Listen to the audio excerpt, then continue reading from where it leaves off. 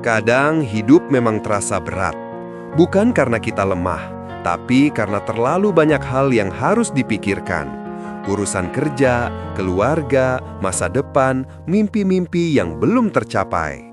Semua itu bikin kita capek dan jujur aja, nggak ada manusia yang benar-benar kuat sendirian. Tapi lucunya, hidup bisa berubah total ketika ada satu orang yang datang dan memilih berjalan bareng kita. Bukan orang yang sempurna, bukan yang selalu benar, tapi seseorang yang bilang, "Hei, kalau kamu capek, bagi ke aku. Kita jalan pelan-pelan aja." Dan percaya atau enggak, ketika dua orang saling menguatkan, hidup yang tadinya ribet dan berat, tiba-tiba terasa jauh lebih mudah dijalani. 1. Karena kadang kita cuma butuh satu orang yang ngerti. Ada hari-hari di mana kita pura-pura kuat, padahal hati udah remuk sendiri.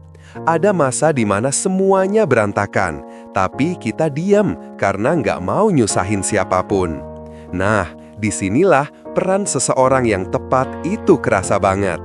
Bukan yang ngasih solusi panjang lebar, bukan yang nyuruh sabar seolah-olah gampang, tapi yang cuma bilang, "Aku ngerti kok, yuk istirahat dulu." Sederhana, tapi rasanya kayak setengah beban langsung jatuh. 2. Saling menguatkan itu tentang saling menenangkan, bukan saling mengoreksi. Kadang kita cuma butuh ditemanin, duduk bareng tanpa banyak bicara, nonton apa aja, makan apa aja, yang penting ada orangnya. Karena ketika kamu lagi down, kamu nggak butuh orang yang nyalahin kamu. Kamu butuh orang yang bilang, "Tenang, semua orang pasti jatuh. Yang penting kamu bangkit lagi." Dan ketika seseorang bisa membuatmu tenang di hari tersulitmu, itu nilai yang gak bisa dibeli. 3.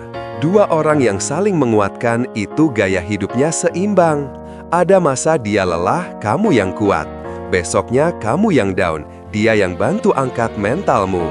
Begitu terus, saling ganti peran. Dan itu indah, karena kalian sama-sama manusia, bukan robot yang harus selalu sempurna.